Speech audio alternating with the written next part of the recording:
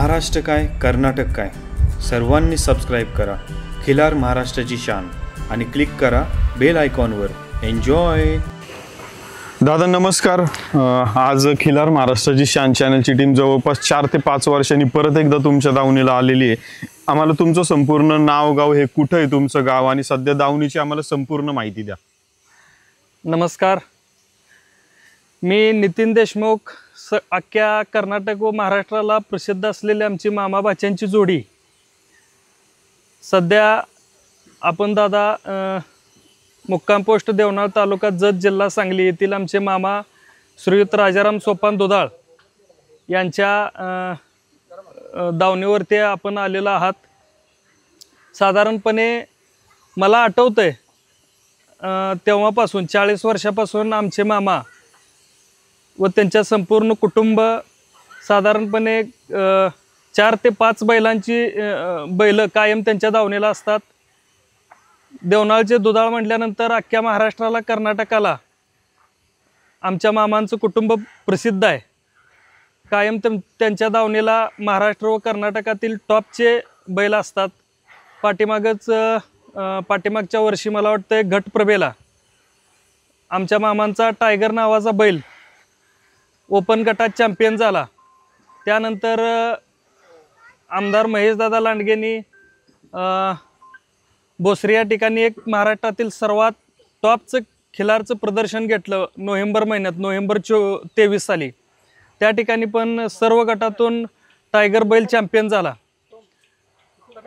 त्याचबरोबर आमच्या मामांचं एकत्र कुटुंब आहे। एकत्र कुटुंब खिलार जनावरांची जोपासना, जर्शींची जोपासना, एक उत्तम बागायतदार आहेत। त्याचबरोबर आपल्या परंपरा जी आहे आपली ती परंपरा त्यांनी मोडलेली नाही। आता पाठीमागच तुम्ही 5 मिनिटापूर्वी ह्यांचं माडग्याळी मेंढ्यांचं शूटिंग घेतलं, ते आमचे मामा होते। मामांना आमच्या राजकीय पण वारसा आहे। ते या गावचे सरपंच होते, सोसायटीचे चेअरमन होते, सध्या ते राजकारणात सक्रिय आहेत। त्याचबरोबर एक मोठे बागायतदार आहे, डाळिंब शेती आहे, द्राक्ष शेती आहे। पण आपल्या वडलोपार्जित जे व्यवसाय आहे वळूंचा, तो वळूंचा व्यवसाय पण त्यांनी जपलेला आहे। आता या ठिकाणी ही मोठी जोड दिसत्या, त्या जोडमधील एक देवनाळचा राजा या नावाने एक बैल प्रसिद्ध आहे। पलीकडचं आत्ताच आपलं शूटिंग झालं, प्रचंड असा वेगवान रक्ताचा बैल आहे तो। आणि आताच एक दुसरा एक 4 दाती बैल आहे, आजच तो काल चडचणच्या यात्रेमधून खरेदी केलेला आहे। एकदम चांगला आहे, मोठ्या मापाचा आहे। त्याचबरोबर त्यांच्याकडे आता भविष्यात बाबा ही बैल झाल्यानंतर पुढं बैल बाबा आपल्याला पुढच्या कामासाठी यावेत म्हणून 2 खोंड आहेत चांगल्या गुणवत्तेची। दादा आता तुम्ही आम्हाला सांगितलं तर सध्या समोर असलेल्या बैलांचं विशेष गोष्ट सांगितली, त्याचबरोबर पुढचं पण नियोजन आपण ते केलेलं हे दाखवलं। हो। तर आम्हाला थोडंसं हे विचारायचं की वळू क्षेत्रामध्ये काम करत असताना आता आम्ही शर्यत क्षेत्रामध्ये असं बघतो की काही जण मोठ्या प्रमाणात वासरं खरेदी करतात आणि त्यातनं जी पळतील नाही पळतील असं त्यांचं एक 50-50% त्यांचा अंदाज असतो। आता तुम्ही ही वळू क्षेत्रासाठी पुढच्या नियोजनाची ही जी खोंड घेतलीत तर ही निवडलीत तर ही कन्फर्म आपल्या वळू क्षेत्रात काम करणार असं असतं का नंतर परत काही ह्याच्यात कमी जास्त होऊ शकतं? कसा अंदाज बांधता हा? आता खरं तर बरं का, कोणताही अंदाज असू द्या, आज वळूचा अंदाज असू द्या किंवा एखादा मुलगा भविष्यात कोण होईल याचा अंदाज बांधताना साधारणपणे आता ही खोंड आहेत समोरच आहेत तुमच्या, तर त्या खोंडाच बाबा आपल्याला भविष्यात ही बैल मोठी होतील का, त्यांची गुणवत्ता होईल का हे बघण्यासाठी सगळं आपल्या समोरच दिसतंय। त्यांची जी उंची असेल, त्यांचा कलर असेल, त्यांची शिंगा असतील, त्यांच्या तोंडाची ठेवण असेल, डोळ्याची रचना असेल, पायांचं त्यांचं खोर असतील, त्यांची पाठ असेल, पाठीच्या पाठीमागचा भाग असेल, चौक आपण म्हणतो तो चौक असेल, परत त्या खोंडाचा कोसा खोंड आहे त्या खोंडाची शिंगाची रचना असेल, एकदम अशी टोकदार शिंग किंवा आपण त्याला म्हणतो सळीसारखी शिंग, परत त्याच्यानंतर त्याच्या तोंडाची रचना असेल, तोंडावर त्याच्या कोसा आणि एक ठिगळा वाण आपण म्हणतो त्या प्रकारचा वाण असेल, त्याचं पायाचं फाउंडेशन असेल। या प्रकारामध्ये बघितल्यानंतर साधारणपणे एक ज्याच्या त्याच्या अभ्यासाचा भाग असतोय। समजा आम्ही एक 10 खोंडाचा ही घेतला, म्हणजे आपण एक उदाहरण घेतलं तर 7 ते 8 खोंड आम्ही ज्या पद्धतीनं आम्हाला पाहिजे त्या पद्धतीनं घडतात। 1-2 खोंड आमच्या पद्धतीत घडत नाहीत, ते आम्ही परत ते विकून टाकतोय। आता दादा आम्हाला थोडंसं मागच्या 2 वळू बैलांबद्दल विचारायचंय की ह्यांपासून होणारी आता प्रत्येक गाई मालकाची एक आता सध्या एक वेगळी आवड निवड असते. कोणाला त्याच्या गाईला बैल भरवल्यानंतर शर्यतीला वासरू गेलं पाहिजे, कोणाचं वळूला कामी आलं पाहिजे, एखाद्याचं प्रदर्शनात आलं पाहिजे. तर आपल्या दावणीला असलेल्या या वळूंपासून कशा पद्धतीची वासरं पुढे तयार होतील की जेणेकरून गाई मालकांना त्यातले गुण, आपण काय विशेष गोष्ट सांगताय 2 बैलांची? आता तुम्ही एक आपण शूटिंग केलेलं आहे. आता मी तुम्हाला पहिल्यांदा त्याचं देवनाळचा राजा नाव सांगितलं त्या बैलांचं. त्या बैलाला जर बघितलं असेल तर त्याचा किती किती त्याचं गरम आहे, रक्त किती गरम आहे, किती प्रेशर आहे. इतका प्रचंड प्रेशरचा बैल मी पण बघितला नाही. बघितले असतील पण आता सध्या नाही. मग त्या रक्ताच्या बैलाची खोंड भविष्यात 100% पळायला चालणार. आता पुणे भागात बैलगाडा शर्यत होती, त्या ठिकाणी अशा रक्ताची अशा क्वालिटीचीच बैल पळायला लागतात. त्यामुळे त्यांची जी खोंड होतील ती भविष्यात जाऊन 100% पळणार. आणि मला वाटतंय झालेले आता काय खोंड ज्या गाय घालवून गेलेले आहेत ती लोक फोन करून पण सांगतात, बाबा पुणे भागातील लोक आलती, आमचा खोंड विकला. आणि छोटी छोटी खोंड समजा 4-6 महिन्याची खोंड लाखापर्यंत, 1.5 लाखापर्यंत, 2 लाखापर्यंत, 70,000 रुपयापासून 3-3 लाखापर्यंत त्या बैलाची खोंड विकलेली आहेत. आता आम्हाला थोडंसं हे एक जाणून घ्यायचं, आता ह्या क्षेत्राकडे बरीचशी नवीन नवीन लोक येतात. म्हणजे एक चांगली गोष्ट आहे की हे क्षेत्र थोडंसं वाढत चाललंय. आता थोडंसं आम्हाला हे सांगा की आज आता तुम्ही एवढे वर्ष वळू क्षेत्रामध्ये काम करताय, खोंड पाहताय, कालवड पाहताय, मागील काळामधलं जीवन आपलं खिलारचं दावणीचं आणि आत्ताचं तुमच्याच दावणीचं तुम्ही उदाहरण घ्या की मागील काळामध्ये किती प्रमाणात होतं, मग आजच्या घडीला हे वाढत चाललंय का कमी होतंय का, कसे दिवस आहेत खिलारचे? हो का, नक्कीच खिलारचं क्षेत्र वाढत चाललंय. पाठीमागच्या काळात मला वाटतंय आमचे आजोबा असतील, वडील असतील, हे त्यांच्या 10-10 जोड्या, 5-5 जोड्या शेती करण्यासाठी लागायच्या. ट्रॅक्टर होते. आता त्या ठिकाणी अवजार आली. पण काय ग्रामीण भागात अजून पण या ठिकाणी आमचे मामा आहेत, दुधाळ मामा, ते अजून पण त्यांच्या शेतीमधला 4 ते 5 एकराची शेती आहे. जनावरांना वैरण असेल, घरात खायला वगैरे म्हणजे आपण ज्वारी करतो, बाजरी करतो, ही शेती अजून पण ती बैलानं करतात. मग त्यामध्ये काय असेल, पेरणी असेल, नांगरणी असेल, त्याच्यानंतर आमच्याकडं त्या ह्याला डुबं म्हणतात, म्हणजे मधून कोळपं, काय भागात कोळपणी म्हणतात, काय भागात डुबं म्हणतात. ही सगळी शेती 4 ते 5 एकराची शेती अजून पण या ठिकाणी बैलाच्या सहाय्याने केली जाते. मग त्या ठिकाणी ही कामं असतील. आणि आता तुम्ही राहिला प्रश्न, बाबा आजकालची पिढी या क्षेत्राकडे वळल्या का? 100% वळल्या.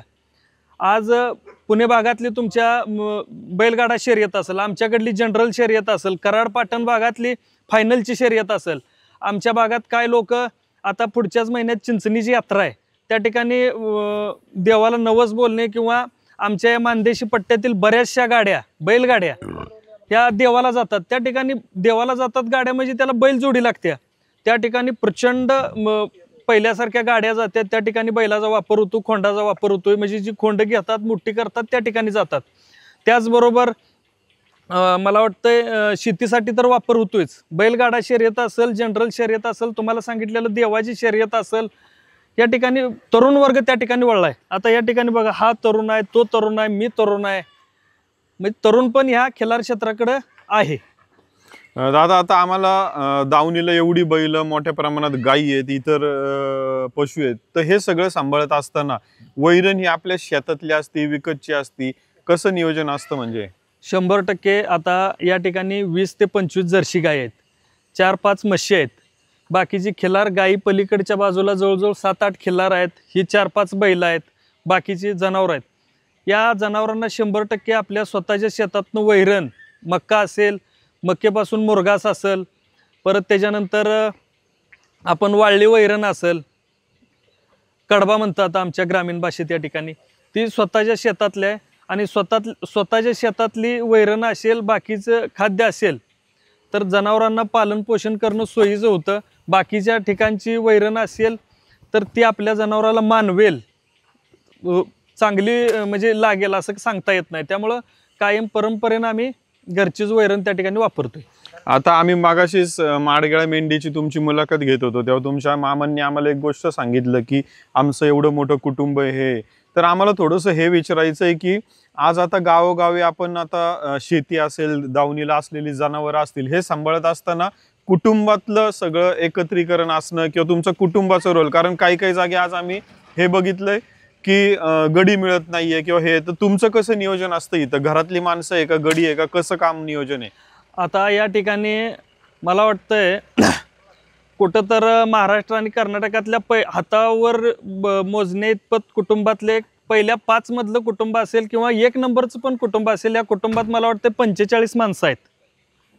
म्हणजे माझे वैयक्तिक आईचे वडील म्हणजे आजोबा आणि माझ्या आईचे चुलते इथपासून एकत्र आहेत. चुलत भाव असतील, त्यांचे नातू परतांडपर्यंत, परत सगळं कुटुंब एकत्र आहे. आता एवढं कुटुंब एकत्र असताना मग आता आम्ही एक पाहतोय की तुमच्या गोठ्यामध्ये तिकडे घरातल्या महिला पण काम करतात.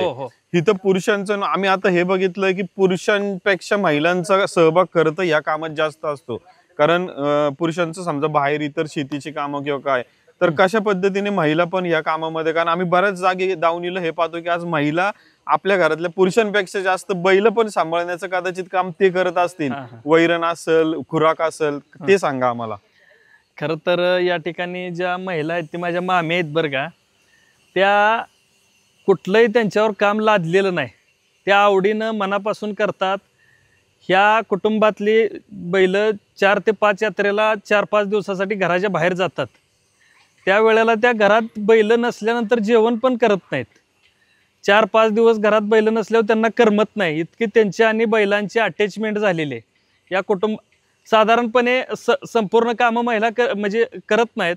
बाकीचे समजा वैरण आणणं, शेतातून वैरण काढणं आणि इथं आणून टाकण्यापर्यंत गडी काम करतात. बाहेरचे गडे आहेत, MP चे आहेत, स्थानिकचे मजूर आहेत. पण ते आणून वैरण टाकल्यानंतर कट करणं, मुरगास करणं, ती बैलांना टाकणं, जनावरांना टाकणं, हे काम सगळं ह्या घरातल्या कुटुंबातलीच लोक करतात. बाहेरचं या ठिकाणी कोण कामगार नाही आणि ठेवलेला पण नाही. कारण ह्या कुटुंबातला त्या कामगारावर विश्वास नाही, ते बाबा त्याची देखभाल व्यवस्थित करतील का, पाणी पाजतील का, वैरण टाकतील का. त्यामुळं हे कुटुंब जातीनं ते काम स्वतः करतात. आता आम्हाला दादा थोडंसं हे माहिती हवी आहे की समजा एखाद्याकडे मनुष्यबळ घरामध्ये तेवढ्या प्रमाणामध्ये नाहीये, पण त्याला नाद आहे, सगळं सांभाळतोय, त्यांनी एखादा नवीन गडी आणून ठेवला, त्याला नाद आहे, तो मनापासून करणार आहे, पण त्याला त्यातली माहिती नाही की समजा जर्सी गाईंचं सांभाळणं आणि खिलारचं सांभाळणं एक वेगळं आहे. तर कसं त्यांना ट्रेन केलं पाहिजे किंवा काय त्या मालकांनी त्या गाड्याला मार्गदर्शन करणं किंवा मग दुसऱ्यांच्या दावणीला जाऊन कसं केलं पाहिजे ते? आता प्रत्येकाची इच्छाशक्ती असते, आपल्या दारात एखादी गाय असावी, बैल असावा, खोंड असावा. पण काय व्यवसायाच्या निमित्तानं, नोकरीच्या निमित्तानं, काय कामाच्या निमित्तानं त्यांना जमत नसेल, तर त्यांनी एखादा कामगार ठेवला तर काय अडचण नाही.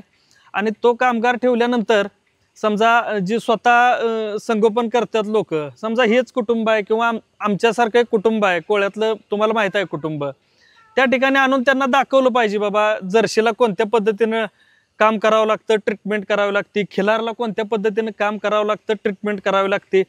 आणि कसं आहे, कोणतंही म्हणजे जनावरांच्या पेशातलं कुठल्या पुस्तकातलं वाचून जमत नाही किंवा कुणी सांगून ते समजत नाही, त्याला फील्डवर प्रत्यक्षपणे अनुभव घ्यावा लागतो. तर अशा पद्धतीनं अनुभव घेतला, दाखवलं, तर आमच्यासारखे कुटुंब आहेत ते एकदम मनमिळावपणे त्यांना सांगतील, मार्गदर्शन करतील. धन्यवाद दादा, खूप सुंदर माहिती दिली. आता आम्हाला आपल्याकडच्या जे वळू बैल आहे, गायी भरण्यासाठी आपण किती घेतो, आणि इथं आम्हाला या पत्त्यावर गाय घेऊन यायचं असेल तर अंदाजे कसं यायचं? समजा आम्ही पंढरपूर किंवा इकडे कोल्हापूर भागात येत असेल तर कसं यायचं? कोल्हापूर भागात येत असेल तर हा जत तालुका सर्व परिचित आहे. जत पासून उमराणी रस्ता, आणि उमराणी रस्त्याला आल्यानंतर मेंढीगिरी म्हणून एक गाव आहे. मेंढीगिरीच्या पूर्वेला 1 ते 1.5 किलोमीटर अंतरावरती श्री राजाराम सोपान दुधाळ, मुक्काम पोस्ट देवनाळ, तालुका जत, जिल्हा सांगली. मोबाईल नंबर 9422669290 हा मोबाईल क्रमांक आहे. त्यावर फोन केल्यानंतर डायरेक्ट संपर्क होईल आणि त्या ठिकाणी येता येईल. ठीक आहे दादा, खूप खूप धन्यवाद. आज या मुलाखतीच्या माध्यमातून सुंदर माहिती दिली. एक शेवटचा प्रश्न आम्हाला असा विचारायचा आहे की आता एवढे वर्ष आपण खिलार क्षेत्रामध्ये प्रत्येक दावणीचं कुटुंब एवढ्या मोठ्या प्रमाणात मेहनत करत असतं, म्हणजे तसं पाहायला गेलं तर आज तुम्ही दिवस रात्र एवढे कष्ट करताय की ज्याला म्हणजे मापणं किंवा ते मोजणं पण अवघड आहे.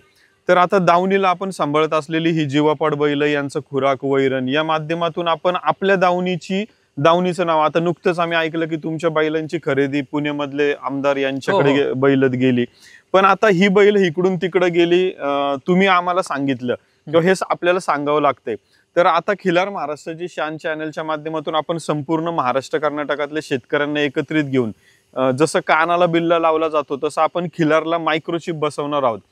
तांदळाच्या दाणे एवढी असती. त्याचा फायदा काय होणार आहे की तुमच्या दावणीला असलेल्या या वळूपासून कोणती गाय भरल्या गेली, कोणती वासरं पैदास झाली, म्हणजे आज आपण जर पाहायला गेलं तर मागच्या 10 वर्षापूर्वीच्या बैलांची वासरं कुठे हे सांगणं अवघड आहे.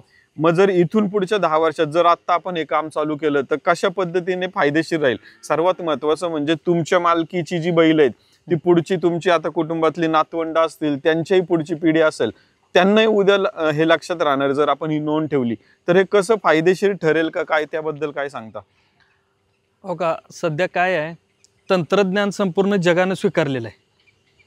आम्ही एखादी गाय चांगल्या बैलापासून गाब गेल्यानंतर त्या गायीची वहीत नोंद ठेवत होतो, पण आम्ही सुशिक्षित असताना देखील त्या वह्या किती दिवस टिकतात हे आम्हाला पण माहिती आहे. एखाद्या माणसानं एका वर्ष समजा गाय गाब घालवल्यानंतर एक 7-8 महिन्यानं फोन केला की बाबा आमची गाय किती तारखेला गाब गेलेली आहे, वहीत पाहाल का? त्यावेळेला आम्ही वही बघितल्यानंतर आम्हाला जागेवर वही सापडत नाही. म्हणजे प्रत्येक ठिकाणी काही ठिकाणी सापडल, काही ठिकाणी सापडत नाही. अशा घटना 100% घडतात. काही ठिकाणी एखाद्या चांगल्या बैलाकडून गाब घालवलेले आहे असं सांगून त्याची विक्री केली जाते. म्हणजे काही ठिकाणी खोटेपणा पण होतो. पण आपण जी संकल्पना आणलेली आहे मायक्रोचिपची, ही खूप कौतुकास्पद आहे आणि त्याचा लवकरात लवकर जर अंमलबजावणी झाली तर खूप ती पिढ्या टिकणार आहे आणि त्यामुळं 100% आपल्या ब्रीडिंगमध्ये सुधारणा होईल आणि आपल्याला खरं रूप समोर येईल. दादा खूप खूप धन्यवाद. आज नक्कीच या मार्गदर्शनातून आणि प्रत्येक शेतकरी आवर्जून या गोष्टीचा फायदा घेईल हे आपण पाहूया आणि अशाच प्रकारची मंडळी खिलार महाराष्ट्राची शान चॅनलच्या माध्यमातून आपण माहिती पाहत राहूया. धन्यवाद. धन्यवाद. खिल्लार महाराष्ट्राची शान.